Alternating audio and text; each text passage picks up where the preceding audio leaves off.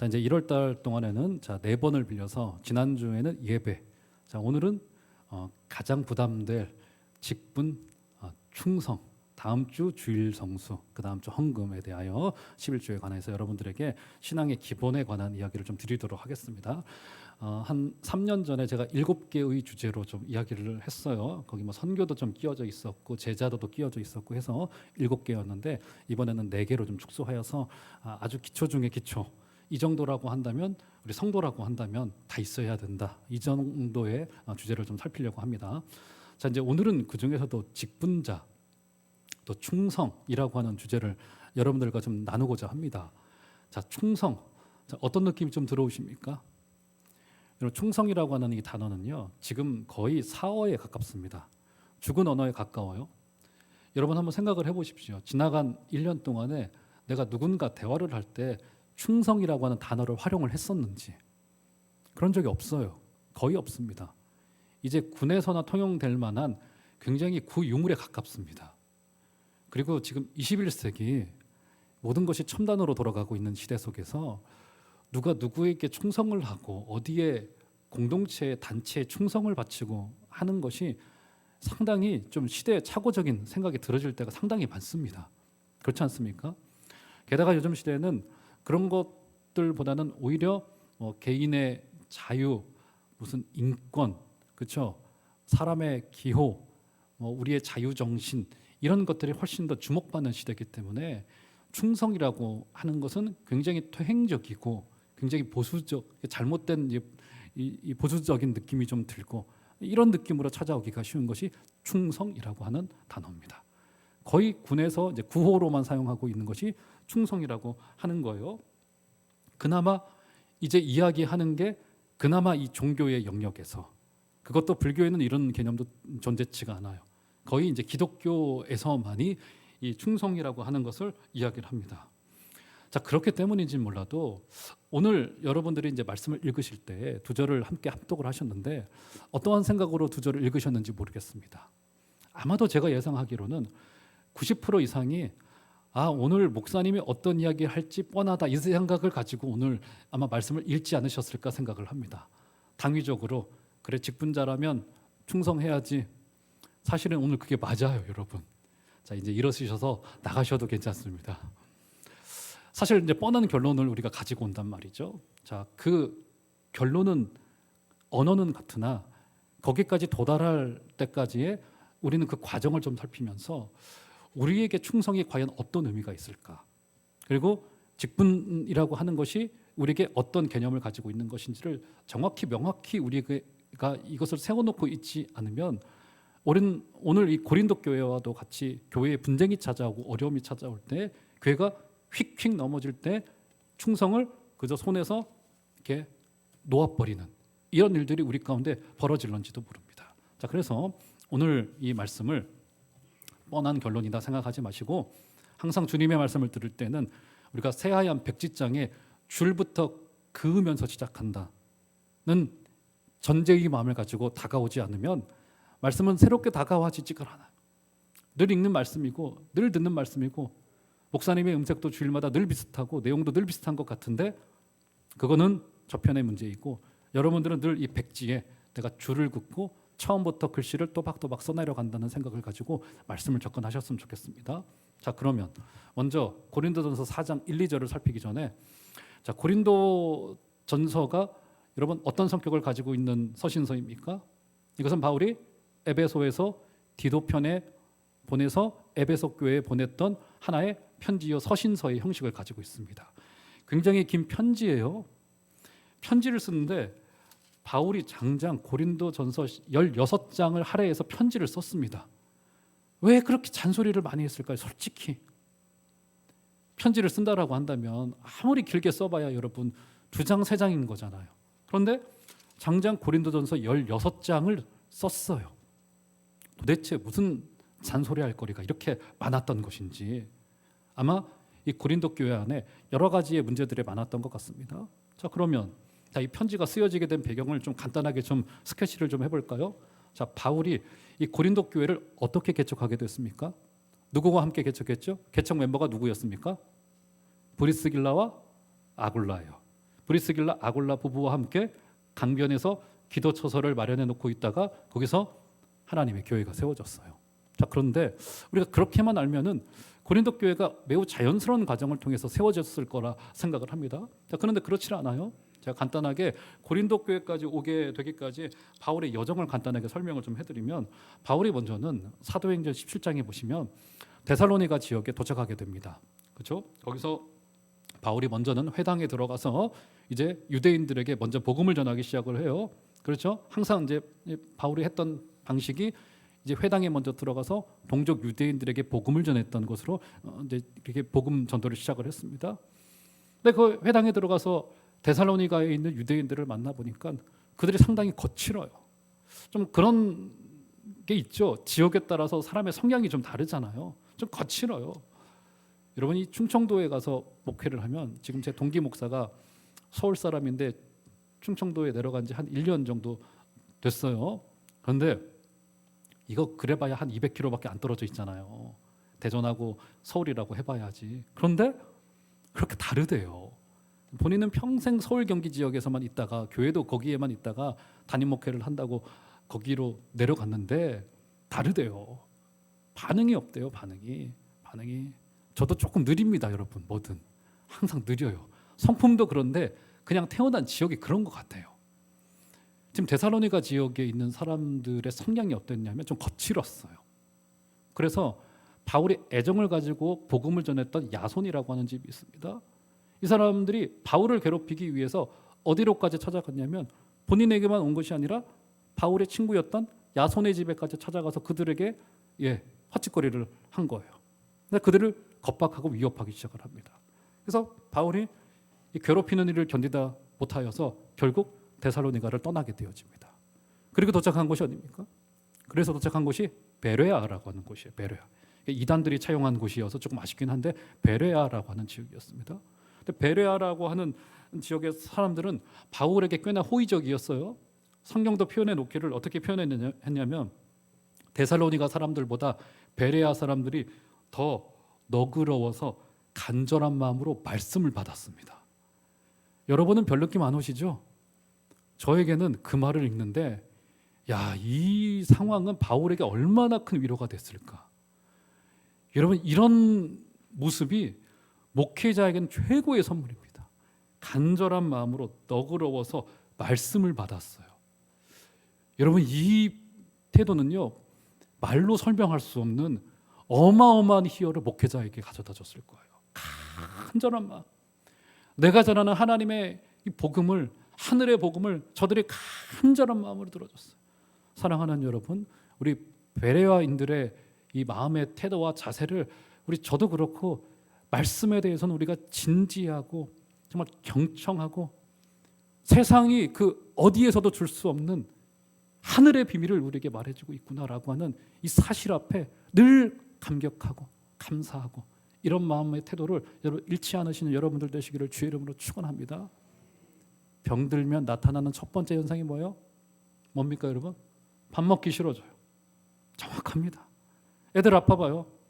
그 밥 잘 먹던 애가 뚝 끊습니다. 나중에 좀 죄송한 표현이지만 어르신들이 곡기를 끊기 시작하면 좀 위험해진다라고들 말하잖아요. 애들도 마찬가지예요. 애들이 몸이 아프면 먹는 게 싫어집니다. 그렇죠? 마찬가지예요. 지금 베레아 사람들은 하나님의 말씀에 대하여 간절하였어요. 자, 바울이 얼마나 좋았겠습니까? 이방의 고위 계층들이 돌아오기 시작을 합니다. 소수지만 바울의 마음이 흐뭇했을 거예요. 그런데 여기서도 문제가 생겨나게 되어지죠. 어떤 문제가 생겨납니까? 데살로니가의 그 거칠었던 유대인들이 베레아에서의 바울의 사역의 소식을 들었습니다. 베레아까지 쫓아 들어와요. 이 사람들이 얼마나 거칠었던 사람들인지 거기까지 와서 회방을 놓기를 시작하고 막 휘저어 놓기 시작하자 바울이 아마도 인간적으로는 베레아에서 조금 더 거주하고 싶었을 텐데 그는 거기도 오래 있지 못하고 결국 떠나가게 됩니다. 그리고 도착한 곳이 어디입니까?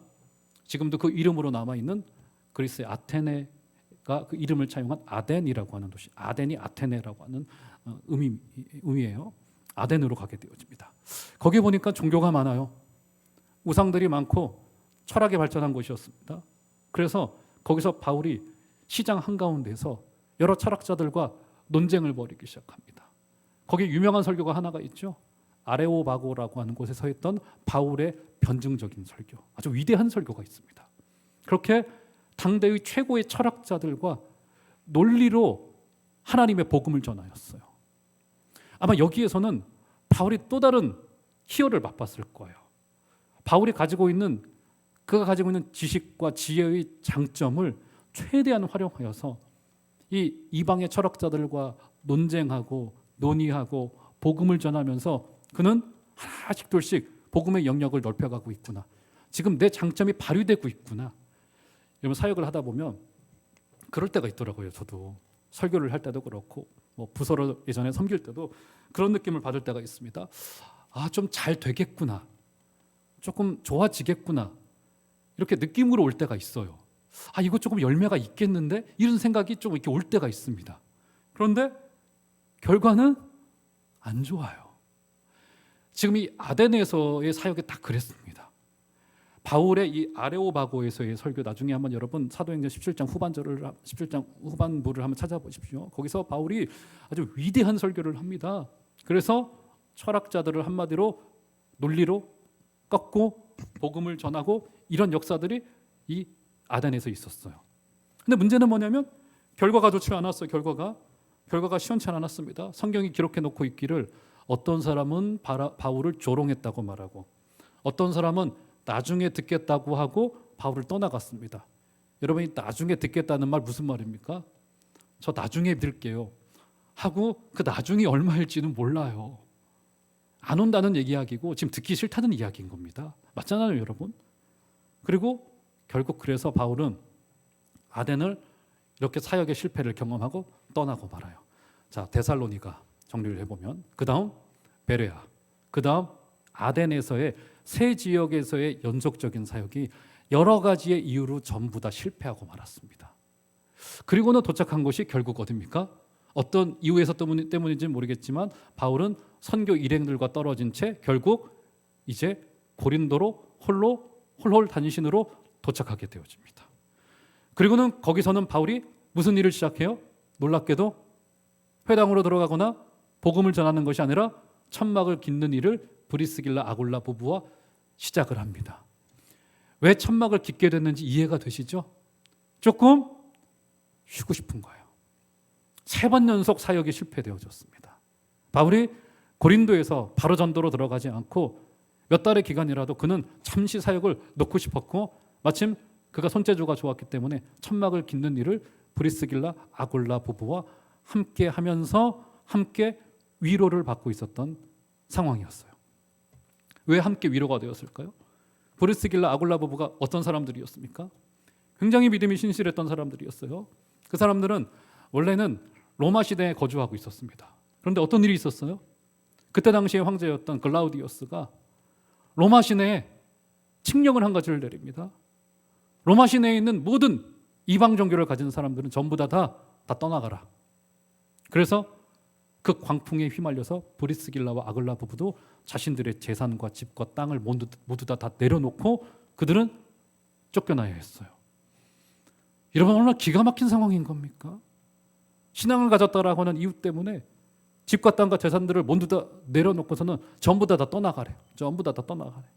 그리고는 결국 그들이 밀려서 실패하여서 떠밀려 온 곳이 결국 어디예요? 결국 고린도라고 하는 곳에 와서 거기에 사도였던 바울을 우연찮게 만나서 그들이 천막 깃는 일을 시작하다가 서로의 실패를 보듬어 주다가 세워진 교회가 바로 기도처서로부터 시작되어져서 세워진 교회가 바로 고린도 교회예요. 얼마나 놀랍습니까? 인간편에서는 그런 생각해요. 안 되겠다. 나는 여기까지야. 이거 내 능력 바뀌구나. 그런데 그 자리에서 하나님은 생명의 역사를 세워가고 계세요. 실패했던 바울, 떠밀려왔던 두 부부 브리스길라와 아굴라 두 부부를 이 3명을 택하여서 하나님께서는 고린도 교회를 세우기 위하여서 실패한 그들을 떠밀려서 고린도 교회로 오게 하셔서 하나님이 아름다운 교회를 세우도록 하셨단 말이죠. 사랑하는 여러분, 우리에게 그런 생각이 찾아 들어올 때가 있어요. 자존심 상하다. 이 사람들의 눈길을 어쩌지? 나는 여기까지야. 실패했어. 더 이상 안 되겠어. 그런 마음이 인생 속에 찾아 들어올 때가 있습니다. 그런데 그때야말로 하나님께서 자신의 역사를, 꿈틀꿈틀거리는 자신의 역사를 일으키실 아주 적절한 기회라고 하는 사실을 꼭 기억하시고, 어떤 순간에서도 절망하지 마시고 하나님의 그 은혜와 하나님의 역사를 바라보아 주시는 여러분들 되시기를 주의 이름으로 축원합니다. 그렇게 고린도 교회는 절망했던 세 사람을 기초로 하여서 세웠던 교회가 바로 이 고린도 교회였다, 이렇게 볼 수 있어요. 얼마나 신났겠습니까? 교회가 개척되어졌어요. 그렇죠? 교회가 개척이 되어져서 거기로부터 아주 역동적인 역사, 게다가 이 고린도 교회 같은 경우는 굉장히 은사가 많았던 교회였잖아요. 바울이 얼마나 신나게 사역을 했을까요? 그래서인지 바울의 선교 여행 생애 중에서 가장 긴 기간이었던 3년을 할애하여서 바울은 거기서 신나게 목회를 했습니다. 그리고는 한 곳에 있을 수 없는 처지다 보니까 바울은 결국 떠나서 이제 에베소로 옮겨서 그의 선교 사역을 이어가게 되어집니다. 자, 이제 에베소에서의 사역을 하고 있던 중에 고린도로부터 이상한 소문이 들려오기 시작하는 거예요. 바울이 그렇게 가르치지 않았는데 거기에 여러 목회적인 문제들이 생겨나고 있는 겁니다. 굉장히 불성산한 문제들이 생겨나고 있는 거예요. 어떤 문제들이 있었습니까? 고린도전서를 보면은 무슨 헌금 문제, 그러니까 돈 문제, 성찬을 하는 문제, 도덕적인 문제 등등 이런 문제들이 교회 안에서 계속 바울이 떠나가자마자 얼마 되지 않아서 문제가 불거져 오기 시작을 하는 거예요. 그 중에서 가장 심각했던 문제가 어떤 문제였습니까? 교회 안에 분파들이 생겨나기 시작했어요. 누구는 게바에게로, 누구는 아볼로에게로, 누구는 바울에게로, 누구는 예수라고 하는 이름을 차용해서 예수파도 만들고, 이런 일들이 교회 안에서 일어나기 시작했습니다. 이 교회가 깨지기 직전까지 가게 되어진 거예요. 그래서 바울이 이 문제의 심각성을 알고 고린도 교회에 갈 수는 없고 편지를 보내서 그들을 권면해야 되겠구나 싶어서 보냈던 첫 번째 편지가 고린도전서, 두 번째 편지가 고린도후서다라고 볼 수 있습니다. 여러분, 교회 안에 분쟁이 생겨나게 되면 어떻게 됩니까? 아마 우리 종암제일교회는 60년 가까운 세월 동안에 큰 분쟁이나 분란이 없었던 굉장히 역사가 긴 교회 중에서도 드문 편의 교회 중에 하나예요. 이게 얼마나 감사한 일인지는 여러분 잘 모르실 거예요. 저는 한두 군데 그런 교회를 거쳐왔던 적이 있습니다.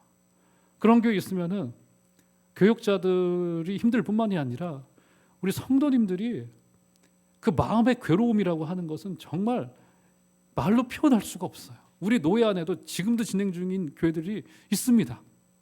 과거에 제가 사역했던 교회도 내홍을 겪어가지고 교회가 사분오열되어지고 떨어져 나가기도 하고 하면은 거기에서 받는 그 상처라고 하는 것이 너무나도 커요. 여러분, 예수 믿는 사람이 싸우면요 어떻게 되는지 아세요? 이게 더하면 덜했지 덜해지지가 않더라고요. 이게 이제 예수 안 믿는 사람들은 낮에 싸우더라도 저녁 때 가서 이거 한 잔이라도 하면서 한 잔 하시란 이야기는 아닙니다, 여러분. 한 잔이라도 하면서 마음이라도 풀을 텐데, 예수 믿는 사람들 속에는 어떤 공식이 있냐면 내가 저 인간한테 지면은 마귀한테 지는 거야, 이런 공식을 가지고 있어요. 그래서 끝장까지 갑니다. 끝장까지. 그래서 끝까지 가는 경우들이 너무 많고, 저는 개인적으로 분쟁이 있던 교회가 화해가 되어져서 하나로 회복되는 경우를 제가 본 적이 없어요. 분쟁은 시작되면 안 돼요.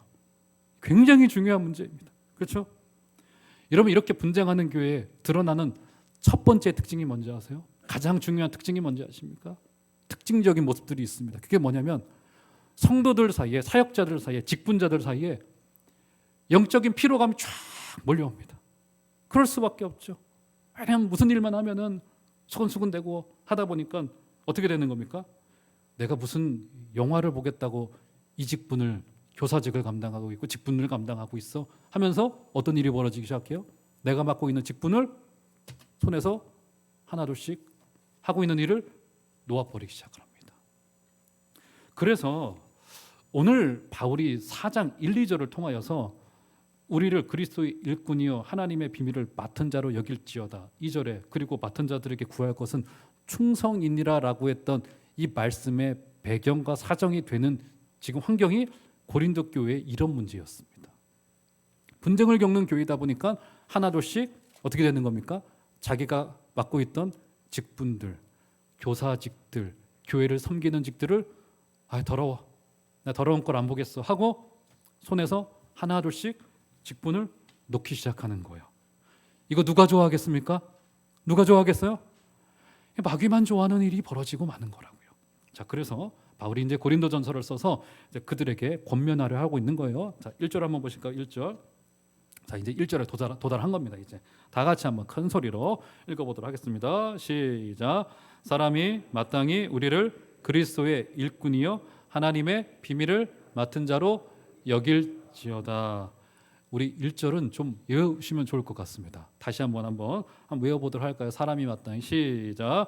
사람이 마땅히 우리를 그리스도의 일꾼이요 하나님의 비밀을 맡은 자로 여길지어다. 외우자니까 다 성경 보고 하시네요. 다시 저를 쳐다보시고, 자, 한 번만 더, 한번 저랑 눈빛이 안 마주치시면 이거 컨닝하시는 거니까. 자, 넘어가겠습니다. 자, 여기 세 가지의 개념이 등장합니다. 자, 세 가지의 키워드가 등장해요. 첫 번째, 일꾼이라고 하는 단어. 자, 우리로 일꾼이래요. 자, 우리가 개민가? 무슨 뜻일까? 일꾼. 두 번째 개념, 맡은 자라고 하는 개념. 우리 구역장님들은 기억나시죠? 연말에 구역장 기도회 때 잠깐 말씀을 드렸어요. 처음 들으시는 것 같은 표정을 하시면 구역장님들 안 되시죠? 맡은 자. 세 번째, 비밀이라고 하는 세 개의 키워드를 통해서 좀 말씀을 드리겠습니다. 첫 번째, 일꾼이에요. 일꾼. 자, 우리를 일꾼이라고 말합니다. 일꾼. 자, 이 일꾼이 어떤 뜻일까?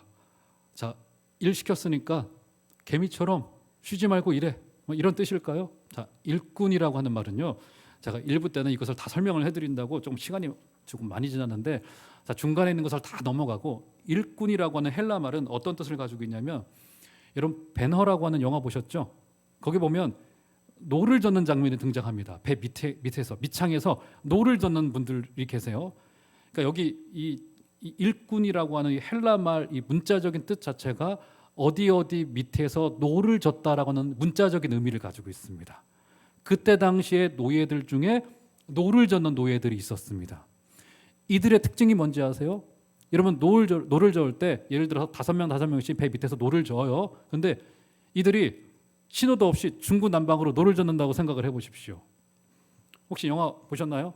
드라마 오징어 게임이라고 줄다리기를 한단 말이죠. 거기 한 할아버지가 지혜를 내가지고 줄다리기는 힘으로만 하는 게 아니야 하면서 리듬을 맞춰가지고 그들이 한꺼번에 당겼다가 놓았다를 반복을 합니다. 이것도 딱 그거예요. 지금 휘페레테스 일꾼이라고 하는 말은 밑창에서 노를 젓는 자라고 하는 뜻을 가지고 있어요. 그렇죠? 이들의 특징이 뭡니까? 위에서 보내는 상관의 수신호에 따라서 노를 저어요. 그래서 후에 이 휘페레테스라고 하는 이 단어가 어떻게 의미가 확장되어졌냐면 단순히 노예가 아니라 명령이나 지침을 받는 집사라고 하는 뜻을 가지고 있습니다. 집사가 뭡니까, 여러분? 집사가 어떤 사람이에요? 집사는 주인의 재산의 전반을 관리하는 사람을 흔히 집사라고 말하죠. 여러분 여기서는 안 보신 분들이 많으시겠지만 오늘 영화 얘기를 많이 하는데 배트맨이라고 하는 영화를 보면은 브루스 웨인이라고 하는 사람이 배트맨 그 주인공이지 않습니까? 어마어마한 부자예요. 고담시를 책임지고 있는 사람입니다. 그런데 거기에 또 다른 굉장히 조용한 인물이지만 중요한 인물이 한 명 있죠. 그게 누굽니까? 알프레드라고 하는 집사예요. 굉장한 명석한 두뇌를 가지고 있고 브루스 웨인의 사무의 전반을 책임지는 사람입니다. 그 사람의 안전까지도 책임져요. 그 집사가. 여기 일꾼이라고 하는 단어가 바로 그 정도의 단어예요. 주인의 모든 것을 다 책임지고 주인의식을 가지고 이것을 관리하는 청직이라고 하는 뜻을 가지고 있습니다. 그래서 오늘 두 번째 키워드가 등장하는 거예요. 일꾼, 두 번째 뭐라고요? 맡은 자. 결국 이 일꾼은 맡은 자라고 하는 뜻을 가지고 있습니다. 맡은 자라고 하는 이 일은 굉장히 소중하고도 광범위합니다. 주인이 가지고 있는 어마어마한 보물을 전부 다 책임지고 관리하고 사업을 확장해 나가고 하는 사람의 역할이 바로 맡은 자예요. 맡은 자. 자, 이제 우리는 중간 결론을 한 가지를 내릴 수 있습니다. 왜 직분자, 충성이라고 하는 구유물처럼 들리는 이 말이 가능하게 될까요? 만약에 교회에서 섬기는 저와 같은 목사라고 하는 이 직이 저의 일이라고 한다면 여기에는 충성이라는 게 존재할 수 없습니다. 맞잖아요, 여러분? 충성은 누군가 대상이 있을 때 충성이 가능한 거라고요. 맞잖아요, 여러분? 우리는 맡았기 때문에 충성하는 겁니다. 이게 만약에 내 일이라고 한다면 충성할 대상은 없어요. 우리는 주님의 일을 대신 맡아 하고 있기 때문에 지금 이 일은 사실은 주님이 하셔야 될 일이에요. 그런데 주님께서 어떤 이유 때문인지는 모르시겠으나 이 구역장의 직을, 교사의 직을, 목사의 직을, 장로의 직을, 집사의 직을, 서리 집사의 직을, 모든 이 직분을 우리 주님이 감당하셔야 되는데 어떤 이유 때문이신지는 모르겠습니다만 저한테 맡기셨어요. 여러분들한테 그것을 맡겼어요. 그 이유가 뭘까요? 그래서 그 결론적으로 충성이 가능한 이유는 주님께서 우리에게 일을 맡기셨기 때문에 충성이 가능한 거예요. 자, 그렇기 때문에 여러분 어떤 경우에도요 이 일을 놓을 수 없는 거예요. 이게 내 일이라면 내 유익에 관계된 내가 생성해낸 일이라고 한다면 이거 안 하면 돼요. 기분 나쁘면 그냥 놓으면 됩니다. 그냥 기분 나쁘다고 집어던질 수가 없는 이유가 뭐냐면 만약에 기분 나쁘다고 나 일을 그만둘 거야. 이 태도의 전제는 뭐냐면 이 일이 내 일이라고 하는 전제예요. 그것은 존재하지 않습니다. 이거 내 일인데 왜 누가 상관하느냐라고 하는 태도인 거란 말이죠. 그거 아닙니다, 여러분. 우리는 주님이 일을 맡겼기 때문에 이 일을 감당해내는 것이고요. 그리고 그 일에 충성할 근거도 주님이 이 일을 맡겼기 때문에 충성하는 거예요. 사랑하는 여러분, 주님께 충성하시되 그 일이 나에게 맡겨졌다는 사실을 잊지 아니하시는 여러분들 되시기를 주의 이름으로 축원합니다. 그래서요, 결국 사람을 보고 일을 하거나 하면은 그런 경우들이 발생하게 되어집니다. 고린도 교회처럼 하고 있는 직분과 사명과 일들을 손에서 놓아버리고 싶은 생각이 들어지게 된단 말이죠. 자, 그렇기 때문에 맡긴 주인이 있고 우리가 하고 있는 일이 맡은 일이라고 한다면 우리의 태도 또한 달라질 거예요. 당위적인 건 말고요. 제가요 수회 전에 한 번은 제가 기억자로 있을 때 담임 목사님이 저를 부르세요. 와봐라 하더니 일을 한 가지를 부탁을 하시더라고요. 그러면서 일 좀 너가 좀 잘 좀 처리해서 좀 해봐라 했더니 그 내용을 들어보니까 어떤 일이냐면 목사님이 하셨던 수십 편의 설교를 정리를 해서 한 설교를 A4 2장 혹은 3장으로 정리를 해서 출판사에 보내야 되는 일이었습니다. 뭐 어렵지 않게 느껴졌어요. 시간도 충분히 주셨고 그래가지고 부서를 감당하던 중간중간에 그 일을 차곡차곡 하면 되겠구나 싶은 생각을 하고 달려들었어요. 근데 문제가 생겨나요. 일이 어려운 게 문제가 아니라 일도 어려웠습니다. 음성으로 된 파일을 다 녹취를 해가지고 그것을 또 A4 2장 3장으로 정리하는 일이 이게 또 보통 일이 아니더라고요. 설교 한 편은 30분이지만 그것을 듣고 녹취하고 또 정리하고 하는데 뭐 수시간이 걸리더라고요. 그래서 하루에 하나씩 둘씩 차곡차곡 해나갔는데 그게 문제가 아니었어요. 뭐가 문제였냐면 이게 만약에 제 설교였으면 괜찮아요. 잘 안 되면 제가 욕먹으면 되잖아요. 이거 내용 이상하다 하면. 그런데 이게 문제는 뭐냐면 스승이 하신 설교를 제가 요약을 해서 어딘가 누가 읽어야 될 글로 출판이 된다고 생각을 하니까 이게 태도가 달라져요. 이게 내가 욕먹는 것을 넘어서서 담임 목사님 교회까지 욕먹겠구나 잘못되면은 이 생각을 가지니까 부담이 되어지더라고요. 맡은 일이 그렇습니다. 왜 직분이 소중하고 왜 귀할 수밖에 없습니까? 이게 내 일이 아니기 때문에 사랑하는 여러분, 주님께 충성하시되 우리에게 주님께서 내가 이 좋은 일을 너와 진짜 함께 하고 싶구나 그 마음을 가지시고 주님의 일인데 우리에게 맡겨주셨다는 생각을 가지시고 여러분 맡겨진 직분에 올해도 충성하여 주시는 여러분들 되시기를 주의 이름으로 축원합니다. 그래서 일은 그렇게 맡겨지고 소중한 일인 거란 말이죠. 자, 그러면 두 번째 키워드까지 봤습니다. 자, 마지막 키워드가 있죠. 자, 다시 정리해 볼까요? 첫 번째 키워드가 뭐였습니까? 첫 번째 키워드가 뭐였어요? 일꾼. 두 번째 뭐였죠? 맡은 자였습니다. 자, 세 번째 키워드는 비밀입니다. 비밀. 자, 왜 충성인가? 자, 충성이 어떻게 가능한가? 자, 주님의 일을 맡았기 때문에 가능하다고 말씀을 드렸습니다. 자, 그런데 자, 인간적으로 부담이 되잖아요. 직분이나 사명을 감당하기에. 작년에도 제가 몇 번을 세우는데 통화를 하던 중에 그런 이야기 하더라고요. 목사님 너무 부담됩니다. 저 잘 못할 것 같아요. 뭐 이런 말을 하면 제가 또 이렇게 위로를 이렇게 해드렸죠. 근데 사역을 하던 중간에 보면은 연말이 되면 그렇게 사람을 세울 때 늘 저를 찾아오시는 분들이 계셨어요. 교육자들 찾아오신 분들이 계세요. 목사님 저 교사직을 잘 못할 것 같아요. 너무 힘들어요. 이런 것을 질문을 해와요. 그러면 저는 그 앞에서는 이렇게 위로를 해드립니다. 잘하실 겁니다. 하나님이 힘주실 거예요. 충분히 하시죠. 하는데 솔직히 제 속마음은 다릅니다. 제 속마음은 뭔지 아세요?